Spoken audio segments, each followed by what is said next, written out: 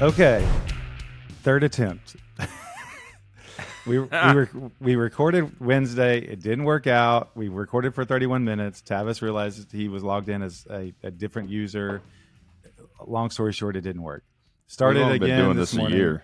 We've done it a year, and we're just falling apart. Our pets' heads are falling off. So it came in this morning. We started, recorded about 6 minutes, and no real fault of Tavis's. I brought up a topic I probably shouldn't have brought up, and he's like, well, not sure. So then I'm like, okay, I'll edit this out. And then we just kind of fell apart. My sound wasn't right. I'm like, let's just start over. So we never do this. I don't remember the last time we started over an episode, but here we are. And I'm glad I'm here. I'm glad you're here. It is a beautiful Friday, and it's supposed to be 97 degrees tomorrow. I think it's October 11th or something. All those people going to the UT Oklahoma game. It's going to be really hot. I remember going, I've actually been to the game a few times. And one time I remember being insanely hot, just sweating in your seat. I need water right now type day. And then another one, I remember it being cold and sleety, rainy. And it can, that time of year can definitely go both ways. So tomorrow is going to be painful. October.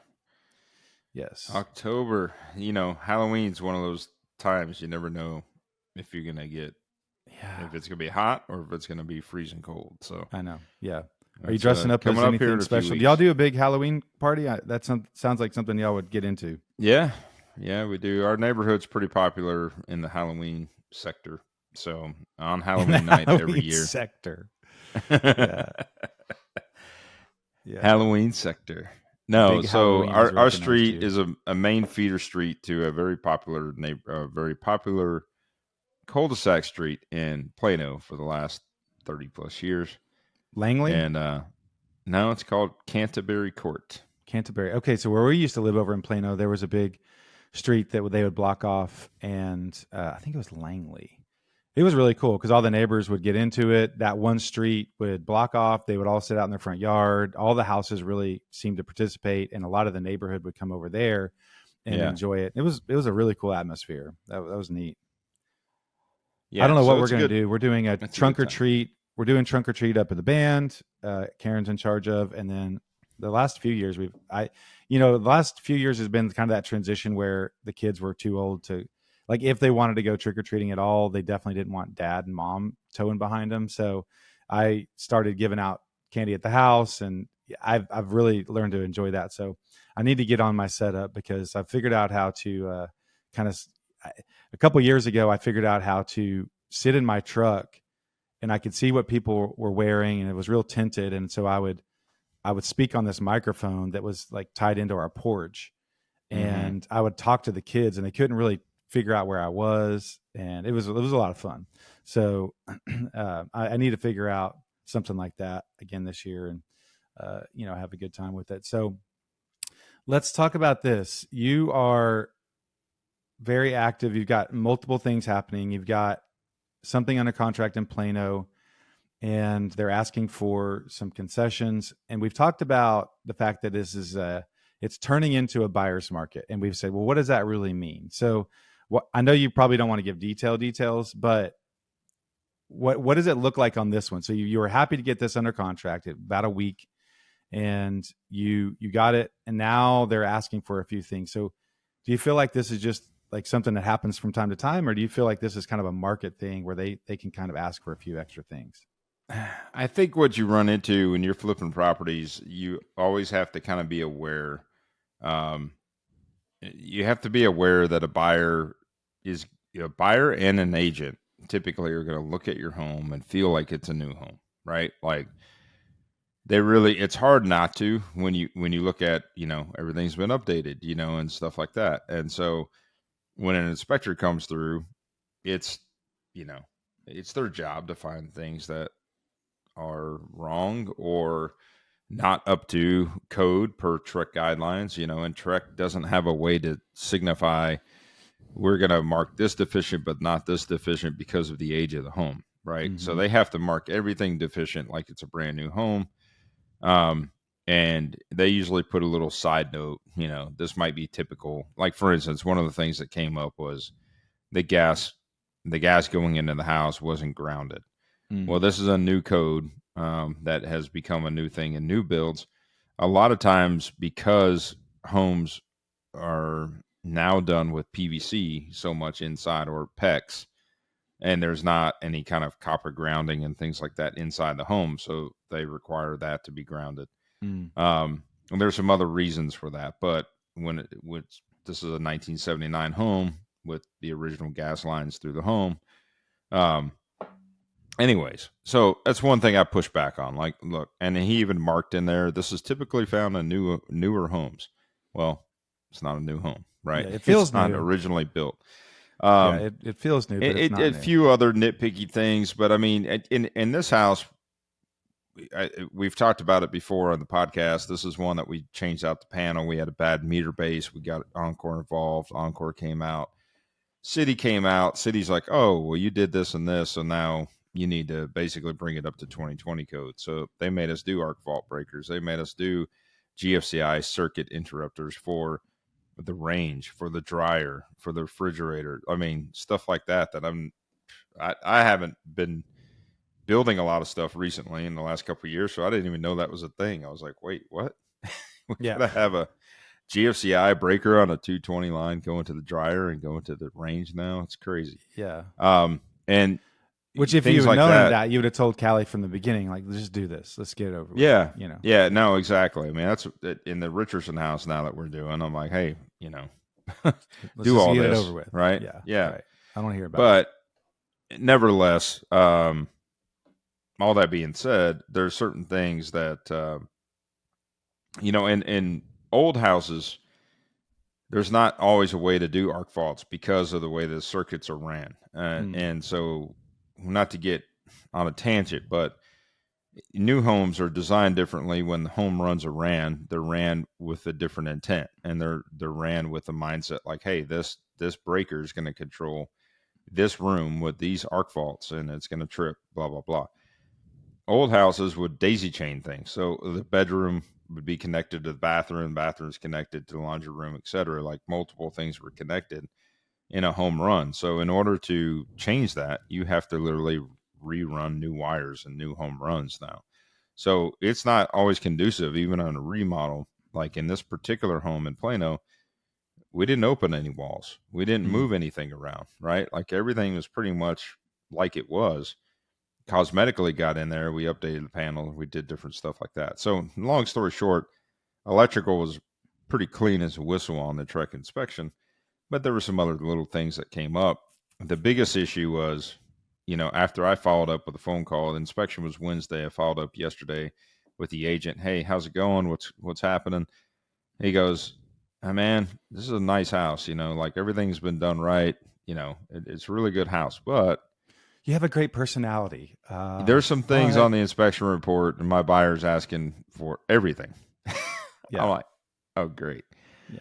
So kind of reading between the lines, I could tell he was reluctant to send it. He was like, I think most of it's handyman stuff. So that made me feel a little better.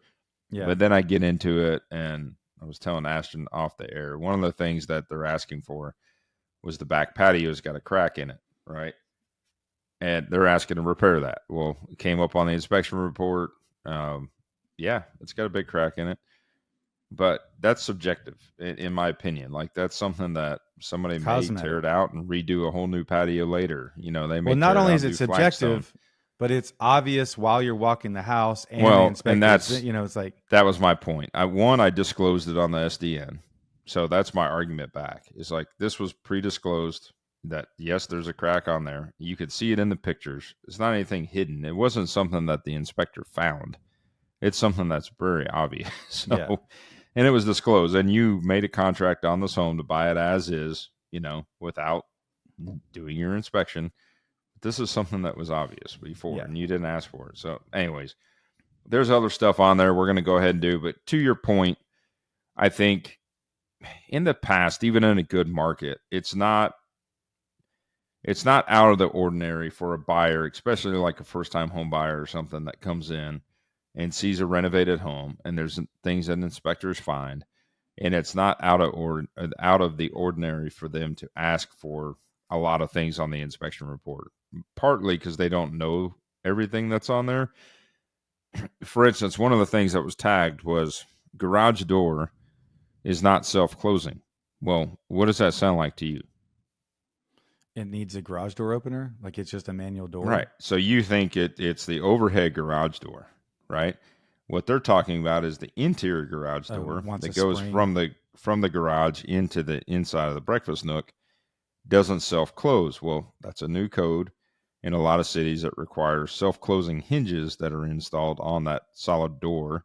And the theory behind that is if there's a car running in the garage with carbon monoxide polluting out, and that door is open instead of self-closing, then it allows carbon monoxide into the house. Hmm. So that's the reasoning for it. But again, is that one of some people hate them. Some people in a new build, you have that self-closing door and you're trying to bring groceries in and out of the garage Yeah. door It's and you're slamming on your fighting with the face, door and yeah, you're that's kicking it back. self-closing. You're kicking it behind you like a donkey just so you can get through with the armful of stuff before it closes. Yeah, I've been there. Exactly. So sometimes it's just a matter of understanding, like, what is it? When you first read it, it sounds like it's the overhead door. Oh, it's Right. not self-closing. We need to fix that. Well, it's Right. not that door that he's talking about. So it's You're just like, how about understanding I that meet you in the more. middle? I'll just put a carbon monoxide detector right on the other side of the door in your hallway, and then that way we're Yeah, all good to and there go. is one in the house already, but nevertheless, Yeah. I think I pushed back on it, and I just said, "This is what it's there for. This is what he meant by this, you know, Yeah. deficient item. Do you want this really? Like, Yeah. it's a hinge, So Right. there's things like that. But going back to your point, that you've got buyers that have always in the past said, "Hey, I'm paying X amount of dollars for this house. I want everything done." Okay, Mm-hmm. to some reason. Now, in the past, though, when the market's been really strong, you could push back without any kind of fear that you have the upper hand, right? But I Yeah. mean, you experienced this a year and a half ago on Yeah. Polk, somebody asking for a lot of things, Yep. and Young couple. you did the majority of the things that they asked for, even though some were kind of like, Yeah. okay, you Like I know, literally had to take a hammer out and use it on the back fence, one panel that was loose because they were worried about their dog getting out. And I mean, it was board on board, and it was like yeah, one nail on the bottom was a little loose. I mean, the inspection report basically they just kind of copied and pasted it over, and their argument was, well, they don't know how to do any of this. You have contractors, you have people. It's right, way easier for you to take care of it than for them. And they kind of pretended like they didn't even know where Home Depot was. But I met the couple because I put blinds in, and they were yeah, sweet. That was I became more empathetic. They were just a sweet young couple. They just want to walk into a house. So now, actually, after that, my lesson on that, and people listening, I think on Mapleton just earmarked a certain amount of money that I was already okay with spending during inspections. That I just knew, hey, I'm okay with. Let's go ahead and put this towards it. It's going to come up. I'm not going to argue a ton. I've already allocated that money. Let's make it easy. And just mentally that helped. And then that way, for whatever reason they didn't ask for it, or I came out ahead, then that's a bonus. But yeah, I knew that like this is just going to come up because that mentality of, hey, you have guys. It's just you just have a crew that just hangs out with you all day, that they have all these skills, and like just have them come back and fix it. And like it's yeah, this free thing. I'm sure that comes up a lot on those on flips because people just assume that it's way easier for you than for them. yeah. Well, and we're also getting to a point now in the market with inventory picked up, and you've got people that are still flipping, that are cutting corners, that ran out of money, that um, the numbers aren't making a lot of sense, Yeah. and so they're not doing things, and then they get them inspected, and they might have done a really good job on the cosmetics, but things behind the scenes, electrical, plumbing, Mm-hmm. HVAC, vents not being vented out for exhaust fans, just a lot of different things that people, if they haven't been doing this a long time or been through enough inspections, they don't know what's going to come up. Yeah. And fortunately for me, I've been doing it a long time, so I know typically what these inspections are going to come up with and what's going to be flagged and what's not going to be flagged. Yeah. And Yeah. and then it's just kind of somewhat of a gamble on what the buyer is going to really ask for, what's important to them, maybe what their fear factors are regarding, certain things. Maybe they Yeah. grew up and had a house fire when they grew up. Maybe, Right. they had a flood. You never know. So Yeah, the there's laundry certain vent things that are caught on gonna. fire sometime or something like that. Yeah, that makes sense. And So, our job, they offer pretty clean. Overall, the requests weren't anything horrible. It's just a matter of trying to navigate through that and well, and say, this okay, is one thing you taught me too is like when you initially see that, especially if you've just flipped the oh first couple yeah, times, you see it's this list frustrating. and it looks like a literary middle finger because it's just like, what are you talking about? Like I just put all this effort into this house. I know we did it great. I know it's this good house. And then all of a sudden it's just this like line after line of like, nope, nope, nope. And you're like, what are you talking about? But if you can Yep. kind of remove the emotion from it and say, okay, what is it? And you were really good about that the first couple of times, even with retail clients, traditional clients, I would get them. I'm like, man, they're trying to blow this deal up. He wants this, he wants that. He's like, just take a deep breath. What is easy? Okay, this is an easy fix. This is an easy fix. And start using some of those easy fixes as leverage of saying, hey, we'll do these. How about we not worry about this one? We'll take care of it. So it is a dance and it's a game. And I do feel like Mm-hmm. maybe as inventory, picks up, it's going to be, but like we're talking to Allie, Wally's sister. I was talking to her yesterday. We went and looked at a pretty rough one over in Bedford and she's like, well, do you think we could do this? And I told her, I was like, look, you're coming from a rental situation going into a buying situation. You are in a perfect spot right now because Mm-hmm. you're not in a huge hurry. If we can get there before your next lease ups, re-ups, you are in the catbird seat. You do not need to feel like you have to sacrifice here and there. If make a good offer and be comfortable with the offer. If not, let's move to something else because stuff is stacking up. People are going to be a little bit more desperate to sell. We can find a good combo for you because I could tell she was sort of like, well, I kind of like this. What do you think? And this house needed a lot, and it was on a busy street. There were some good things about it. She liked the backyard, but it was rough. I was like, I do have to throw this in there because I don't think you and I have had this conversation, but I've got a young couple, young agent. His dad's been in the business a long time. We rub elbows in the same circles a little bit, but nevertheless, I saw his name. I said, "Hey, tell your dad I said hi." Yada yada. And partly the reason I do that is that he knows he's going to a flip, and it goes back to these agents. And I heard this the other day from somebody else, and it was regarding a plumbing issue. And the plumber said to the homeowner, the homeowner was talking about. It's actually one of my properties that I sold, and there's a little issue that our plumber is going to take care of it under warranty. But in the video that they sent, I heard the other plumber talking to the agent, and it said, or not to the agent, to the homeowner, and the homeowner's like, yeah, the previous guy, he flips homes, and he did all these things and did this remodel and did a really good job. And the plumber's like, oh, wait, he's a flipper? He's like, yeah. And he goes, oh, flippers don't normally do all this work. Like right. this is all brand new. Like all this plumbing is brand new. Yeah. And she goes, Yeah. oh no, he's been doing it a long time and he does a good job, and that's Yeah. part of the reason we wanted to buy this because we weren't even looking. And it was talking about that Castle Rock house. So, but that's the consensus in the market right now. And it has been for a long time, but flips have gotten a bad name again because the market was so crazy. People were just throwing lipstick on a pig and putting it on the market and moving it and selling it. And some people were having to sacrifice with some not so great work to get it done. And now going back to, the conversation we were having a few minutes ago, buyers are a little bit more skeptical. Agents are a little bit more skeptical now. And now they can kind of slow play it a little bit longer to make sure that it is the right house, that it is the right fit. So going back to this agent on this property up in Aubrey, we're still on the market. 20-something days in. I think we're 27 days now. I don't know last time I had a listing that long. But we are now about 27 days in. Agent showed it last week, said they had a little bit more time. They were going to wait, come back, but they liked it. They came back midweek. We got in a little bit more of a conversation about it.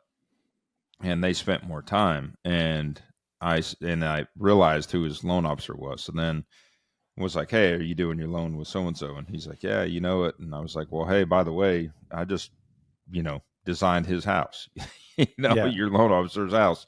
So just kind of connecting the dots to make Yeah. them feel more at ease, and they Comfortable. can go Right. and ask, hey, do you know Tavis Is Westbrook? this And guy do you legit? know, do you know his work? Which, mind you, that was a 2005 build. But one thing he started doing was they're walking the house and they look up and they see these patches. Well, he tells me cracks. He says, do you have any documents on the foundation work? I said, there was no foundation work. And he's like, oh, okay. He's like, well, they're just, and they show me some things around the outside. And I'm like, that looks like armadillo tracks. Like, that's like Oh yeah. armadillo digging Yeah. stuff up. Y'all have an armadillo problem up there. That's for sure. Yeah. And I'm Yeah. like, well, what do you mean? Like, what's making you ask these questions? What are you seeing that I don't know about? And he's like, oh, well, there's just some cracks. I'm like, oh, well, can you send me a picture?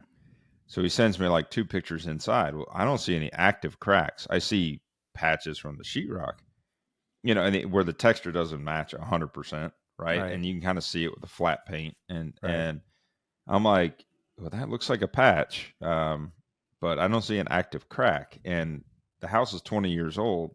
Yeah. That could have been it's 20 years settled. ago. Right. So, but if you want Lighthouse to come out, I'll pay Lighthouse to come out and give you an opinion. But I'm Yeah. confident this house is solid, right? Like, Yeah. I don't see anything in this house. And so, anyways, they kind of go past that point. And then they look underneath the cabinet in one of the bathrooms, which was a pre-existing cabinet, and it's pre-stained inside. And there's like a little stain area. And they're like, is this paint? And like, they send me a picture, and I'm like, it looks like paint, like, I mean, that was a previous cabinet, Right. So they're really like digging into this house, Right. mind you, I'm at 340,000. I'm listed. I've got one exact Right. comp sold in April for 359. It was listed at 350. Yeah. I mean, come on, man. We're $19,000 under market. Yeah. And they're walking around. Then next thing I know, he sends me a picture and he goes, the truck barely fits in the garage. He's got his F-150 pulled into the garage and sending me a picture, and it's like barely fitting, to the back. And I'm like, it looks like you have a little room, but hey, I drive an F-250. I don't feel bad for you. I can't park in any garage. Right.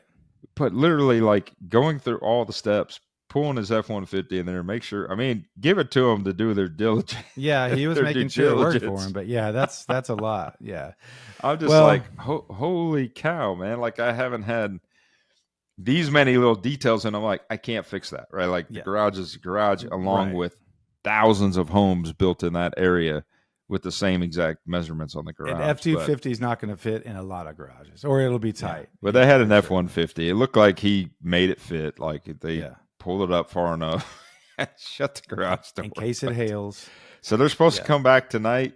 They love it. They're supposed to come back with the parents tonight. Oh, that's I still good don't sign. have an offer, but Well, here, in the let past, me make you feel better. Let me make you feel better. Okay. Go ahead. So let's do a little bit of a market update. All right, let's All do right. it. So what'd you say? You're how many days on market? 27? 27 days. All right. So that's Denton County, right? Yes, That's sir. up in Denton County. Okay. Let's look at Denton County. Denton County average median days on market right now, that's even the lower number, is 35. Average is 50. So you're Wow. just over half of the average, and even not even to the median, which is Now, a is this number. for actives or is this for solds? Yeah, that's a good question. I just push buttons and read numbers. This has to be. Leave it to Tavis to ask you to park your truck in the garage and check the Yeah, depth. that's a fair question, but I'm just looking to see if it says where it says median days on market. That's a great question. I'll have to look in to see. I mean, because I'm seeing this now, like in some of these analysis I'm doing on some acquisition opportunities, I'm like, I got to change my strategy. Yeah, I got to look right. at this a little different. I got to look Right. I got to really study Yeah, what's going on with this inventory, because even though you could put this property up against other properties in the area and say, man, this one's fully renovated. If you got a buyer that's like looking with a certain cap on their price point, yeah, it seems relevant that they're willing to take a sacrifice on updates yeah, to buy a cheaper house with more square footage, for instance, right? yeah, So that's part of, like, in that outline area, that's part of the struggle that I'm trying to navigate through a little bit right now. Yeah. Shows depending average at 13, 12 and 10, 13 overall. Median is 8. So, you've had only a handful of official showings there. Maybe So 4 or 5. Yeah. So you're under on that. many. Like fingers crossed, you get an offer, Yeah. and you would still be actually beating the statistics, which I know is still stressful for you because this is an abnormal timeline for now, and maybe at some point it's like, okay, yeah, this is normal. We're in for as long as we're in and out of 45 days or something like that. But so that should help you feel maybe a little bit better. Month supply, we're at 4.6 overall. Denton County's 3.7. Again, we are at a 10-year high on months of supply. Now, homes for sale, we're at 42,000. 10-year is 44.3. So I don't know how those correlate, month supply versus homes for sale. I guess that's a speed of how fast they're selling as well.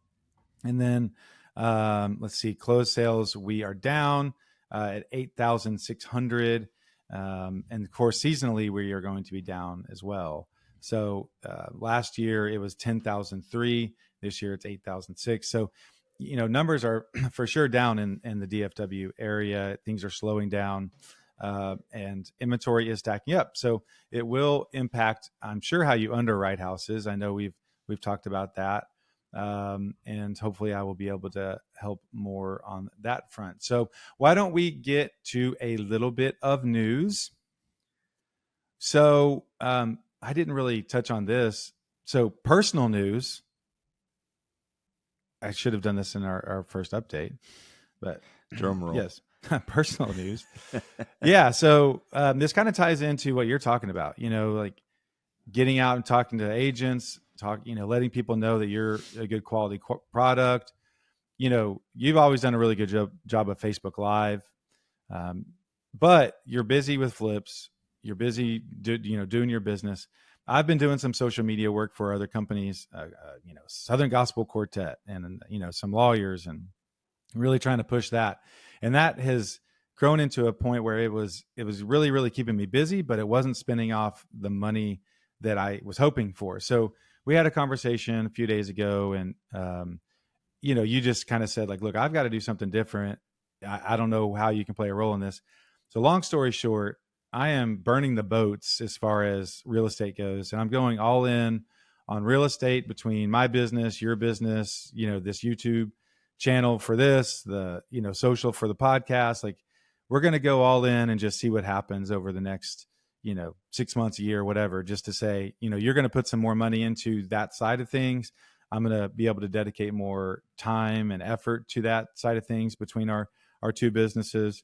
I think I'm going to get a cubicle up at Keller Williams so I can put my face out with people up there. Like, that's something you've done in the past and, don't really have time to do right now. So, I'm hoping to get, kind of be out in front of some folks, getting some referrals that way, going to more meetings.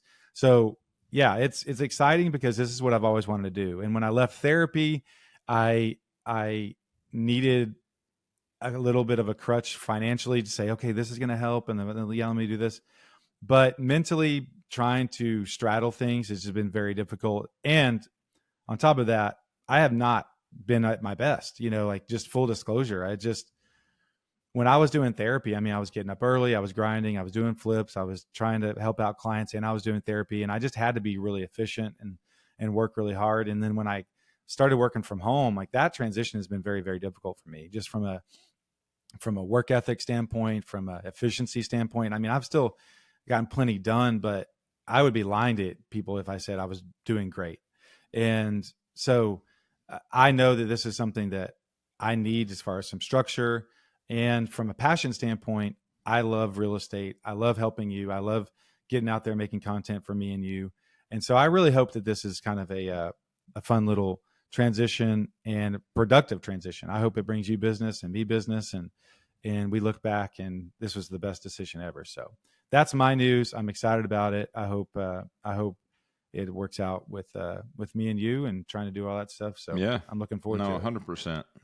I'm proud of you, and it's exciting to see, the the transition you've made over the last year and year and a half, and going all in. And I'm sure our listeners are listening as well, and they've kind of played along and watched the journey unfold as well. So Yeah.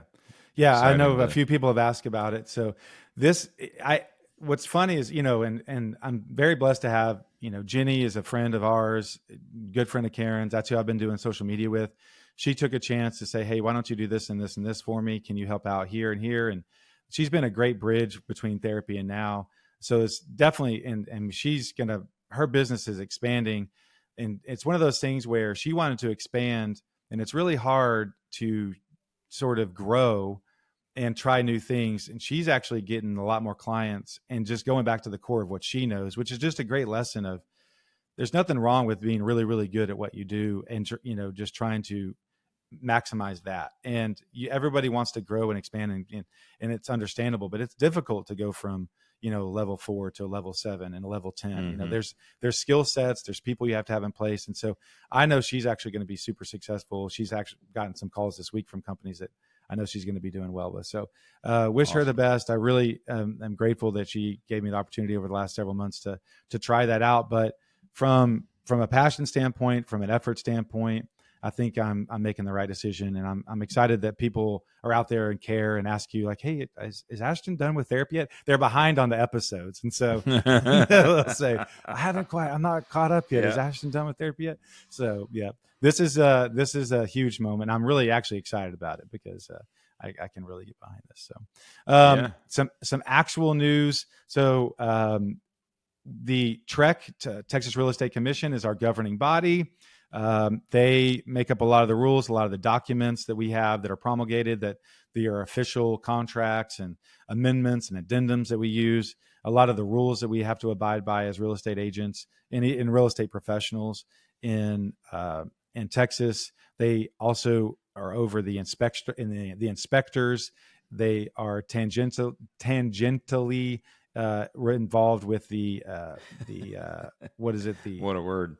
Yeah, tangentially. I think that's even how I'm trying to sound involved smart. To the appraisal. The appraisal. This is what we were arguing about the other day.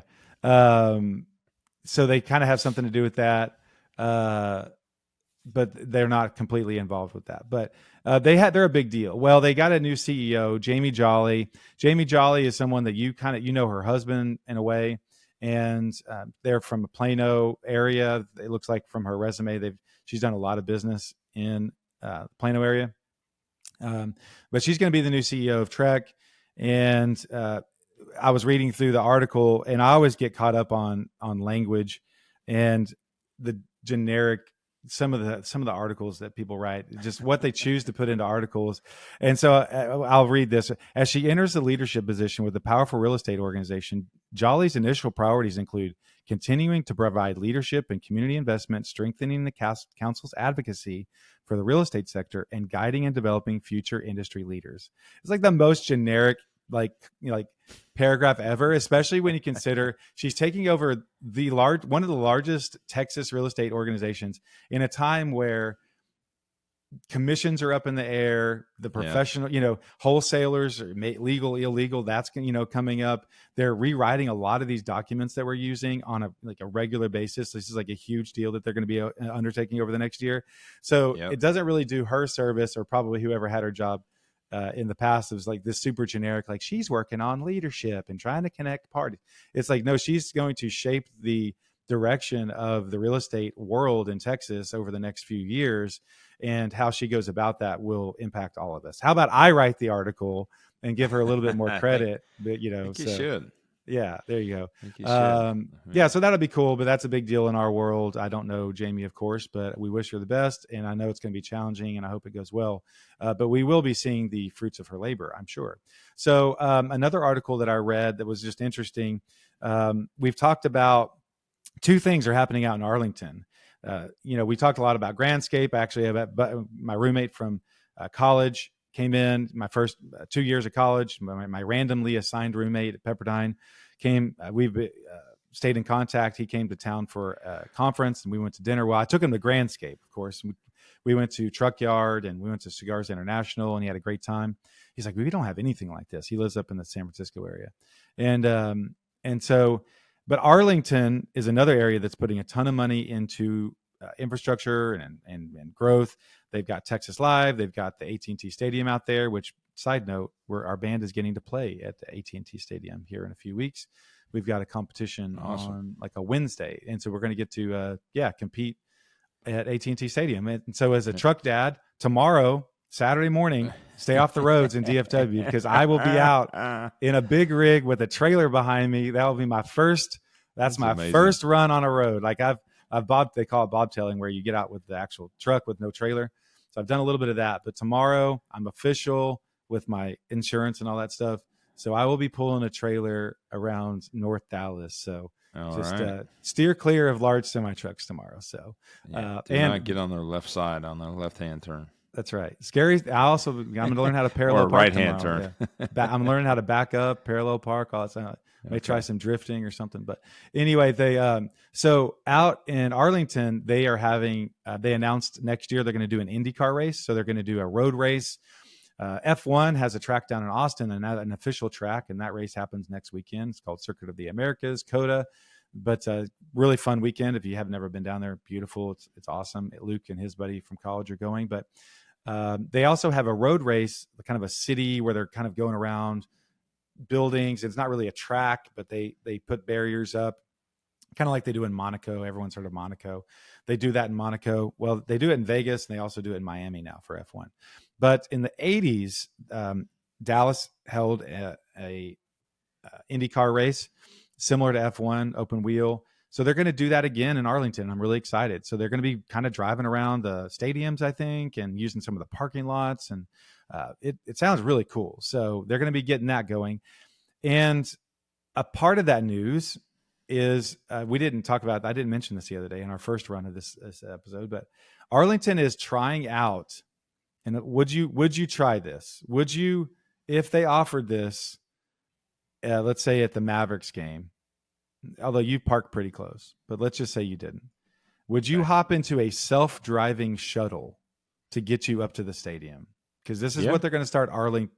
They're going to start this. They're testing it out in Arlington. So I'm assuming maybe these are like golf cart looking things. I don't know if these are buses. Well, self-driving shuttle is a lot better to go test yourself in versus like a taxi like they're doing in other parts of the country, I think. I saw one of those last time I was in San Francisco. We were eating dinner and it's called Waymo, Waymo. They have them in Austin too. This car drives by with just all the sensors. I mean, just stuff just sticking out everywhere and inside. And here it goes, just slowly driving through this intersection. There's no one behind the wheel. I think there was no one even in the back. There was no passengers at this point. It's just this car is just going. And what's really funny is the next week it was in the news, like Yahoo, someone had set fire to one of those things, and it was in that neighborhood. So I'm like, I might have seen that car, like a protest. It was some protester of like technology and progress, and so they're just like setting those things on fire. But yeah, so self-driving. So you would hop in a self-driving. I guess if it's in a parking lot and sort of like here's a little terminal, and you're kind of going the extra, 1,000 yards or something from the parking lot to the front. I could see that. Yeah. Would you pay for it? Or it's just like, well, it's here. But would you? I don't know. Depends on how far you are. Would you Venmo a robot golf cart to go from? It depends how far away I am from the stadium, Yeah. I think. Yeah, that's if it's interesting. Going to take you, 20 minutes to walk, and you can get there in 5, then I think you might take the shuttle. We took a shuttle when we were out at the Texas Motor Speedway a couple weekends ago. Those parking lots are huge because that'll hold like 300,000 people and 250 or three. It's huge if they pack it out, which I don't know. It's been a long time since they've done that, but so their parking lots are enormous. And so we actually hopped on a shuttle because they take you in the tunnel underneath, like you're going in the infield, Yeah. And that's a pretty long way. And so that was worth it. There were some people walking, but what were you doing there? Oh, was that when you went to the Good Guys? Yep. Yeah. Nice. Good Guys car show. Yep. That was a lot of fun. So if you ever see Good Guys car show advertised, it's worth a run out there. There's a lot of cool things to see. Oddly, so Luke he's a car guy, which I'm very happy with. My dad was a car guy, and I'm a car guy, and Luke, it's rubbed off on him. He's a Porsche. He loves Porsches, and he loves like a certain color green Porsche, right? And even Well, some older ones. he can still fit in them right now, Yeah, enjoy but that. he might not be able to in Yeah, the next 10 years. you may bury that dream at some point and become a real big F-150 guy. Like, oh man, those F-150s are great. Yeah, I got that 2001 4Runner, and it's big enough for me, but it's fairly like, Yeah. the old school 4Runners were not that big inside. So, Yeah. but yeah, anyway, so we're at that car show. That's where he's this kind of classic Porsche guy, really cool. But then he also likes like the 1993, 1989 Mustang. They call them Fox Okay. body The Fox Mustangs. bodies, yeah. Those Yeah. were not terribly popular. I mean, I had a friend with one, but Luke, like we're riding around, he's like, "Oh man, that's cool." I was like, I never would have guessed that classic Porsche guy would also Yeah, like Fox body classic Mustang guy. Okay. Yeah. Okay. So yeah, that was a really fun event. So yes, we digress, but out there in Arlington, Indy race, also doing self-driving shuttles. They're doing a ton of development out there. Arlington is give that city council credit. They will try anything to get people to come out and hang out and spend money there. So it's fun to watch. Them and Frisco seem to be sort of, who can race towards development the fastest. And so, Yeah. let's see. The last little news story that we talked about, we mentioned was Amazon did a study of 2,500 Amazon employees. Amazon has kind of put their foot down on remote working, and they are really calling everyone back into offices left and right. And turns out they said a very high percentage of people prefer to work some sort of hybrid. And I had asked if your wife had done, they're back in the office all the time. You said basically, rare exception, if she needs to, she can work from home, but in general, they're wanting everybody there, which is that has to be good for commercial investors out there.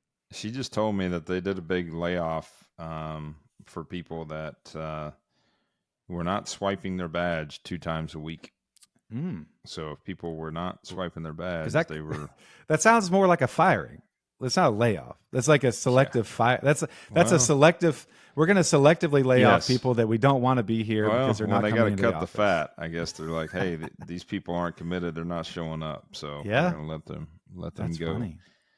I guess when you had that system, they started looking at it because they since COVID, they slowly, started putting in like, okay, you guys need to be here. In the beginning, it was kind of like up to you. Like they couldn't really force you about COVID and this and that. And, but then it became, like, okay, you need to get vaccinated. You need to get back in the office. So it's slowly kind of getting back to a point. What you think about a company like that, I can't imagine what the rent is, per month, right? Like it's something crazy. They're in the Trammell Crow building and they've got several floors. So it's hundreds of thousands of dollars a month in rent. Yeah. So you think about that kind of, bill that you're paying as a company, and then you have people not showing up to facilitate that. Right. And, production and, people taking advantage of working from home. It's one thing if you're at home and you're in an office and you have a designated workspace and you truly treat it like an office. Yeah. Which a lot of people did in COVID.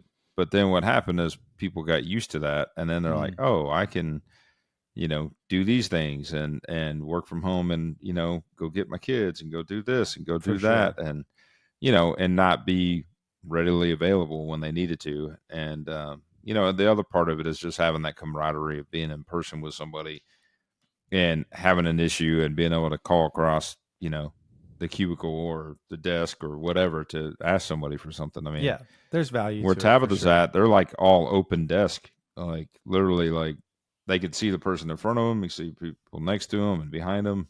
It's kind of an all open area, right? So, well, and I think just from an interpersonal standpoint and upward mobility inside a company, you think about just meeting your boss or your boss's boss, or getting asked to go to a lunch where there's a few people there that are above you, and now they learn, they know who you are, and like it's really hard to do that from you're checking in from your desk at home. I mean, unless you're just this huge top producer that everyone knows who you are. Anyway, I would think being in front of people and making good impressions is still really important. So Absolutely. yeah. Absolutely. So hopefully that's a good news for our commercial friends out there that might be looking to invest in commercial real estate, and that market really bounces back and does well for people. So the last few weeks we have tried to bring you an interesting listing in the DFW market on the MLS. Well, today it's not on the MLS, but I will pretend to link a house on Airbnb so you can check it out. This is pretend to I've been link. bad about it. I've been bad about it. I don't want to overpromise. So, but yes, I need to link it. Man, I'll tell you this. Side note: episode 75 still is like the sound is not working right, and so I've got to go back. I don't know, something about Podbean. I don't know. Like we've got a weird little glitch there. It's like 74 is great, but 75. I did hear some. I did listen to it, and I heard some clicking and really some chatter in the back. Yeah. Huh. And I thought, well, man, is that from my house? Is that from that's weird here? Is it my chair cricking and cracking and moving? I don't know. But. Dude, the powers that be just don't want 75 to be out there. I think it's just so powerful. It's just a story of success and perseverance that people don't want it. They don't want the world to know about it. So Airbnb, I sent you a link. Yeah, this is called Retreat Water Anna. Slide is absolutely epic. So this is an Airbnb listing in Anna, Texas, which is in the northeast corner of the DFW area on the way to Sherman up on 75. And this is $1,284 a night. And it posts 16 plus guests, which is vague. But did you read some of the reviews though? Like I immediately when I started reading this, I'm like, oh, this is great for like corporate retreats or team building exercises. And that's what it looks like. The majority of people that have rented it have kind of done it for that purpose. Okay. Well, I was going to say, you could actually, what's cool about it is it looked like your minimum night was only one night. So you could do it for a one night thing. Yeah. This would be a cool staycation, have like friends, kind of split it up. If you could all split, because here's the deal. I will link this because you got to see it, right? Because aerial views, this is a property. It almost looks like there's two houses involved, but I think there's one house involved. It's on a lot of acreage. It's on some acreage, but at this place, they bought a ton of AstroTurf. I mean, I don't know if they own they don't own an AstroTurf company. It looks like they piecemealed it together. That's the only thing. It does look a little like there's some areas where it's kind of like little seconds like in surplus. Carpet that's been there for a while. Yeah, it does look like they kind of got a good deal on some. They're like, look, this shade doesn't really match, but let's go with it.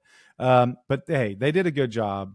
And I don't know what it'll look like in 5 years, but they have, of course, they've got an amazing game room. They've got some bunk rooms. The inside looks fair. It's good. There's nothing wrong with it for sure. And they've got an outdoor living area, but they got a pool, really nice pool, hot tub.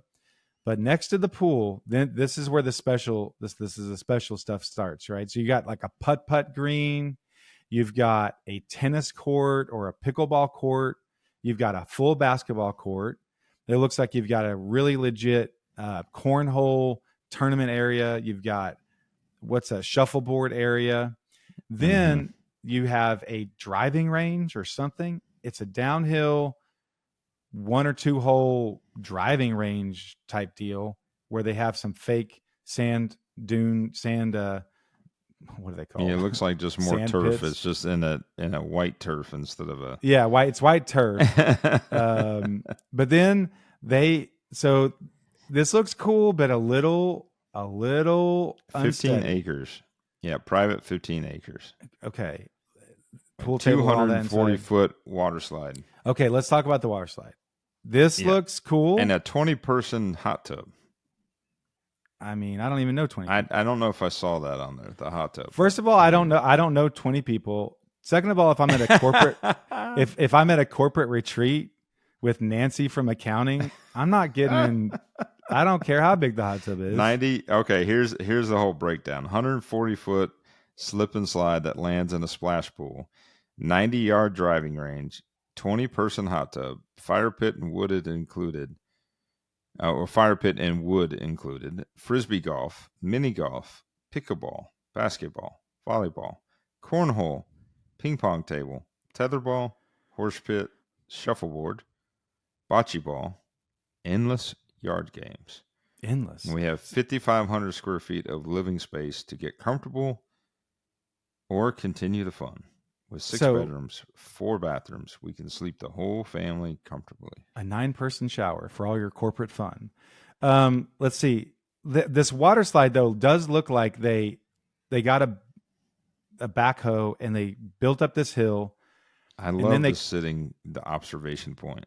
Up at the top of the slide. Yes. Yeah. So you can sit and watch people come down the slide and just bust it at the end. But it does look, it is homemade. There's no way around it. This is homemade. This is a homemade slide. But it does look like they put some effort into it. A lot of shower pans were used here. They're going to put a hose up at the top and run it for a minute so you don't scrape your rear on the like. This is like the ultimate slip and slide that you used to do, back in the day. But it is well done. Look over to the right. It looks like that's the water hose, and it looks like a big giant fire hydrant. hose. Okay. Oh, that's what that is. Yeah. Okay. So it runs along there.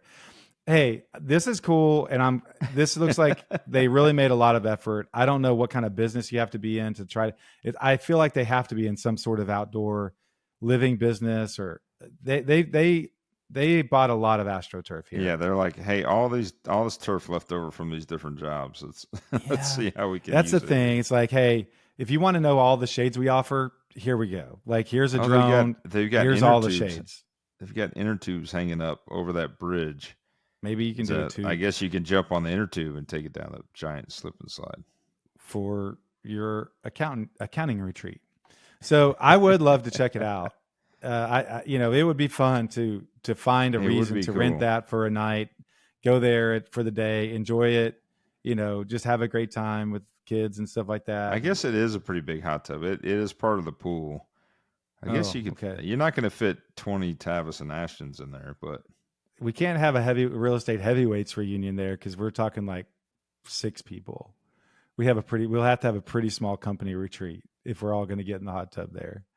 But yeah, maybe 20 small people could fit in that hot tub. But anyway, so yeah, we'll link that because it's fun. It's a nice little fun listing up in Anna. Yeah.